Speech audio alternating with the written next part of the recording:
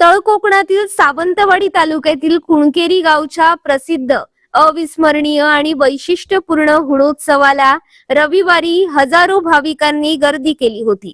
हुडोत्सवाचा परिसर हजारो भाविकांच्या उपस्थितीमुळे फुलून गेला होता।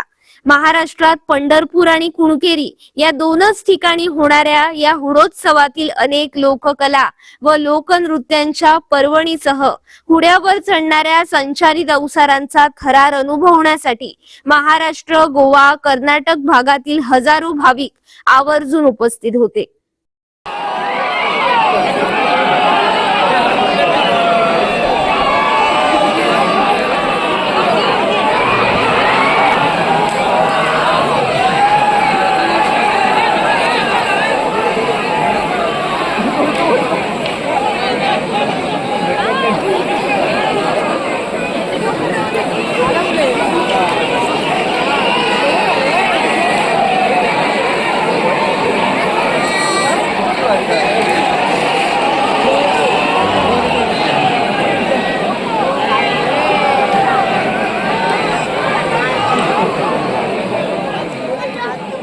रविवारी सकाळपासून भावई देवीच्या निवासस्थानी तसेच मंदिरात ओटी भरणे, नवस फेडणे आदी कार्यक्रमांसाठी महिलांची गर्दी झाली। सायंकाळी 3च्या सुमारास मांडावरून कुणकेरीचं गाव रोंबाट सुटलं।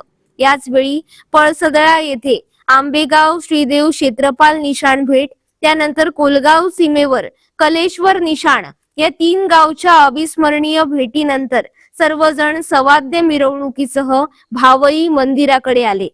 यावेळी ढोल ताशांसह फटाक्यांच्या आतषबाजीत बेभान होऊन नाचणारे रोंबाटकारी खास आकर्षण ठरले होते। या आगळ्या वेगळ्या हुडोत्सवातील घोडेमोडणी, वाघाची शिकार अशा अनेक धार्मिक प्रथा, परंपरेच्या कलाकृतींनी भाविकांच्या डोळ्यांचे पारणे फिटले।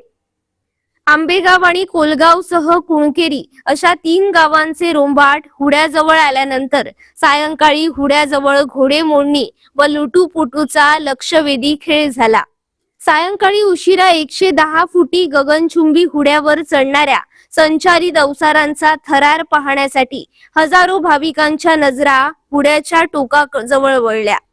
भक्ती आणि शक्तीचा हा अनोखा सोहळा उपस्थित हजारो भाविकांनी याची देही याची डोळा अनुभवला।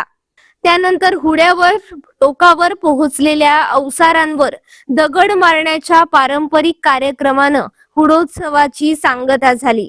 भाविकांच्या उच्चांक गर्दीमुळे हुडोत्सवाच्या परिसरात भाविकांचा मळाच फुलला होता।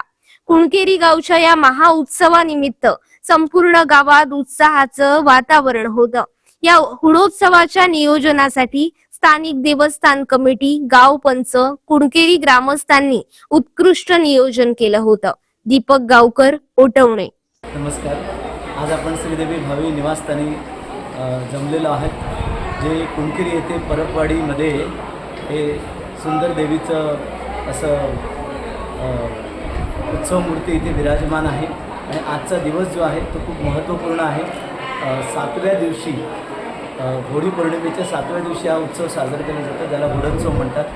ज्या दिवशी नवसाला पावणारी ही श्रीदेवी भावी लक्ष्मी, गजांत लक्ष्मी, तिची भेट घेण्यासाठी गावागावातून भाविक मंडळी येतात, नवस करतात, नवस फेडण्यासाठी येतात, तिचं दर्शनासाठी येतात, कृपा प्राप्त करण्यासाठी येतात। आणि आजच्या दिवशी सकाळपासून या भावी देवी निवासस्थानी हे ओटीचा कार्यक्रम तुम्ही बघतच आहात, सगळे भाविक मंडळी जमा झालेली आहेत। आणि संध्याकाळी हा हुडोत्सव साजरा केला जातो। सातेरी देवीचं मंदिर आहे, जिथे हा हुडा उभारलेला आहे। जवळजवळ 110 ते 120 फूट उंच असा हा सागवानी हुडा आहे। या हुड्यावर देवाचा संचार होऊन अवसार जे आहेत ते या हुड्यावर चढतात। आणि त्याच्यानंतर सगळी भाविक मंडळी जी आहेत, मानकरी आहेत, सगळे भाविक मंडळी पूर्ण गावागावातून आलेली तिथे जमा होतात आणि त्यांच्यावर दगडांचा संचार केला जातो। ज्यांच्या दगडांचा स्पर्श देवांना होतो त्यांचं भाग्य उजळतं आणि भगवंत ते दगड म्हणजे एक प्रकारे फुलं म्हणून स्वीकारतात। अशा प्रकारे हा हुडोचा उत्सव आहे। आणि 3 गावांचा मिळून म्हणजे कुणकेरी येथील श्रीदेवी भावई, कोलगावमधील कलेश्वर आणि आंबेगावमधील क्षेत्रपाल असे 3 देव एकत्र मिळून तिथले मानकरी, गावकरी सगळे मिळून उत्साहाने असा हा हुडोत्सव साजरा केला जातो। हा पुणकेरीचा जो हुडोत्सव आहे हा आमच्या 3 गावच्या एकतेचा हा प्रतीक असा मानलेला जाणारा हुडोत्सव आहे. महाराष्ट्रामध्ये कर्नाटकामध्ये प्रसिद्ध असा असलेला हा हुडोत्सव आहे. अनेक भाविक भक्तगण वेगवेगळ्या राज्यातून या ठिकाणी येतात. आता हा होळीचा 7वा दिवस म्हणजे हा हुडोत्सवाचा कार्यक्रम पण पुणकेरी गावामध्ये जो कार्यक्रम आहे हा याची जी सुरुवात आहे ती याच्यापूर्वीच 7-8 दिवस किंवा महाशिवरात्री वगैरे केली जाते. प्रत्येक दिवशी वेगवेगळ्या प्रकारचे वेगवेगळ्या प्रकारचे उत्सव साजरे केले जातात. आज जो 7वा दिवस आहे हा एक होळ्याचा दिवस म्हणून महत्त्वाचा मानला जातो. त्यावेळी श्रीदेवी भावईच्या निवासस्थानावरून जे आहे रोमाट आहे तांडे आहेत महाराजांचे तांड्याकडे रोमाट आहे रोमाट आहे ते आपल्या पूर्ण श्रीदेवी भावई आपल्या घराकडनं ते नावले देवघर आहे ते सुट्ट त्या ठिकाणी ते बदलीवाडी या ठिकाणी सर्व जी गावातील इतर वाड्यांची जी वाट पाहत असतात. त्या ठिकाणी सर्व रौद्र मिळाल्यानंतर आंबेगाव चित्रपाल आपल्या संपूर्ण लवाजम्यासह त्या ठिकाणी वाट पाहत असतो. मग त्याच्याशी बहीण भावाचं जे नातं मानलं जातं पुणकेरी आंबेगाव त्याच्याशी सगळ्यांची भेट होते. ही भेटेचा जो प्रसंग आहे हा ते पाहण्यासारखा आहे त्या ठिकाणी आणि हे सर्वजण एकत्र येऊन पुन्हा या ठिकाणी पूर्ण गावाच्या वेशीवरनं भावई मंदिरापर्यंत येतात. देवीची पालखी जी आहे ती या ठिकाणी आणली जाते. त्यानंतर कोलगावचा जो श्रीदेव कलेश्वर आहे हा दुसरापासून आमच्या देवीचा मानला जातो.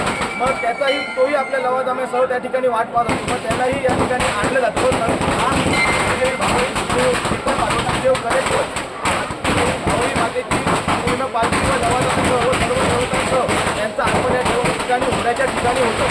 यानंतर जे संचालित असलेले 3 अवसार आहेत ते या होड्यावर जो आपल्याला माझ्या मागे दिसतोय तो 105 फुटांचा जो तुमचा खांब आहे त्या संचालित जे आमचे अवसार आहेत त्या ठिकाणी करतात. तो घालून त्याला दगड घालण्याची प्रथा आहे आणि हा जो सोहळा आहे हा महाराष्ट्रामध्ये इतर कुठेही पाहायला मिळत नाही. फक्त पुणकेरी गावामध्येच पाहायला मिळतो. हजारो वर्षांची परंपरा लाभलेला हा सोहळा ज्याचं जे प्रसिद्धी आहे ही दिवसेंदिवस वाढतच चालली. कारण आपण या ठिकाणी जे अनेक यूट्यूबर्स म्हणा किंवा भाविक भक्तगण जे आलेले आहेत ते फक्त महाराष्ट्रातूनच नाही आले तर कर्नाटक तमिळनाडू राज्यापर्यंत या ठिकाणी आपण आलेले आहेत. आणि आज नाही आले तर मागे 2-3 दिवस पुणकेरीमध्येच आहेत आणि ह्या 7-8 दिवसामध्ये पुणकेरीमध्ये वातावरण अतिशय चैतन्यमयाचं वातावरण या ठिकाणी असतं. हे मिळून अतिशय उत्साहाने आम्ही हा सण या ठिकाणी साजरा करतो.